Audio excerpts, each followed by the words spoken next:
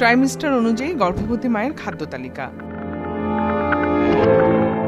মা হওয়া প্রতিটি মেয়ের জীবনে অন্যরকম একটা অনুভূতি। গর্ভাবস্থায় মা এবং গর্ভের বাচ্চার স্বাস্থ্য পরিচর্যা খুবই গুরুত্বপূর্ণ একটি বিষয়, বিশেষ করে মায়ের খাদ্য তালিকা, কারণ তার খাওয়ার উপর নির্ভর করছে বাচ্চার খাওয়ার এবং স্বাস্থ্য এবং সুস্থতা। গর্ভাবস্থায় শরীরে অতিরিক্ত ক্যালোরি দরকার পড়ে, কেননা এ সময়ে মায়ের কোষ, ফিটাস, প্লাসেন্টা বা অমরা গঠিত হয়। তাই এ সময়ে সাধারণ খাবারের পাশাপাশি কিছু অতিরিক্ত খাবার খেতে হয়।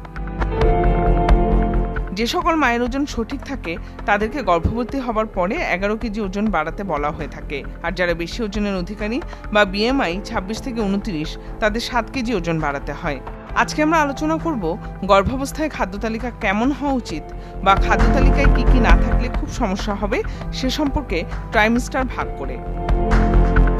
প্রথমে জেনে নেই ট্রাইমিস্টার কি। গর্ভাবস্থা সাধারণত 9 মাসের কিছু বেশি দিন থাকে। এই 9 মাসকে 3 ভাগে ভাগ করা হয়। প্রথম 3 মাসকে ফার্স্ট ট্রাইমিস্টার, দ্বিতীয় 3 মাসকে অর্থাৎ 4 থেকে 6 মাসকে সেকেন্ড ট্রাইমিস্টার এবং 6 মাসের পর থেকে বাচ্চা জন্মের আগ পর্যন্ত সময়কে থার্ড ট্রাইমিস্টার বলে। প্রথম ট্রাইমিস্টার বা গর্ভধারণের পর প্রথম 3 মাস।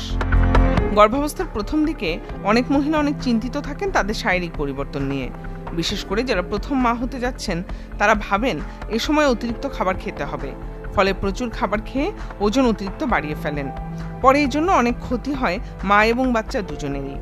এ সময়ে আপনার দৈনন্দিন সাধারণ খাবারের সাথে অতিরিক্ত 1 গ্লাস দুধ ও 2টি অতিরিক্ত রুটি খেতে পারেন। এছাড়া তাজা ফলমূল ও শাকসবজি খাবেন। ধূমপান এ সময় একদমই করবেন না, কারণ এতে করে কম ওজনের বাচ্চা জন্মানোর ও বাচ্চা নষ্ট হয়ে যাবার সম্ভাবনা বেশি থাকে। এ সময় প্রচুর পানি খাবেন, 8 থেকে 10 গ্লাস। ক্যাফিন সমৃদ্ধ খাদ্য কম খাবেন। এ সময় কিছু জিনিস অবশ্যই দরকার হয়, তার মাঝে একটি হলো ফোলেট বা ফলিক অ্যাসিড।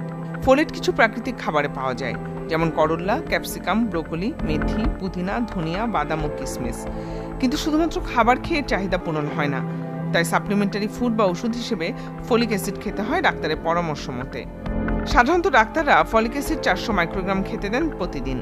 ফলিক অ্যাসিডের অভাব হলে বাচ্চারা স্পিনা বিফিডা হয় অথবা নিউরাল টিউবে সমস্যা হয়, কারণ এ সময়ে বাচ্চার মাথা ও মেরুদণ্ডের গঠন শুরু হয় এবং এই গঠনের জন্য ফলিক অ্যাসিড খুব দরকার। তাই অবশ্যই ফলিক অ্যাসিড খাবেন ডাক্তারের সাথে কথা বলে। দ্বিতীয় ট্রাইমিস্টার বা চতুর্থ থেকে ষষ্ঠ মাস। অতিরিক্ত 200 থেকে 300 ক্যালোরি খাবার বেশি খাওয়া প্রয়োজন এ সময়ে। সাধারণত একজন প্রাপ্তবয়স্ক মেয়ে বা মহিলার দৈনিক 2200 ক্যালোরি খাবার প্রয়োজন হয়। তাই আপনি গর্ভবতী হলে দৈনিক 2500 ক্যালোরি খাওয়া প্রয়োজন।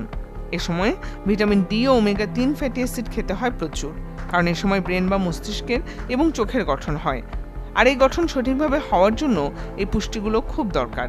ভিটামিন ডি পাবেন সূর্যের আলোতে, দুধে, দইয়ে, বাদামি চালে ও গমে। ওমেগা 3 জন্য সামুদ্রিক মাছ ও খাবার খেতে হবে। তিসির তেলে ওমেগা 3 থাকে। সালাদে 2 চামচ তিসির তেল মিশিয়ে সালাদ খাবেন। প্রচুর মাছ খাবেন।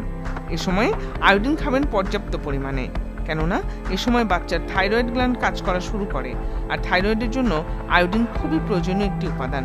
এ সময় ক্যালসিয়াম খান প্রচুর পরিমাণে, কারণ এটি বাচ্চার হাড়, মাংস ইত্যাদি তৈরিতে সাহায্য করে। ক্যালসিয়াম পাওয়া যায় দুধ, দই, আইসক্রিম, চিজ ইত্যাদিতে। সাধারণত এ সময়ে আয়রন 40 মিলিগ্রাম লাগে প্রতিদিন। এজন্য আয়রন ট্যাবলেট খাবেন ডাক্তারের পরামর্শ মতো। এ সময়ে কিছু মিনারেল ও ভিটামিন বেশ কিছু পরিমাণে খেতে হয়। তৃতীয় ট্রাইমিস্টার বা 7 মাস থেকে 9 মাস বা বাচ্চা জন্মানোর আগ পর্যন্ত।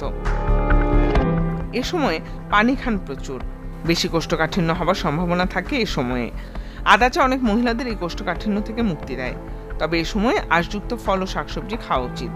এসব খাবারে অনেক আঁশ রয়েছে যা পায়খানা নরম করে ও কোষ্ঠকাঠিন্য দূর করে। খুব ঝাল ও ভাজা পোড়া খাবার এড়িয়ে চলুন, এসব খাবার খেলে অ্যাসিডিটি হয়।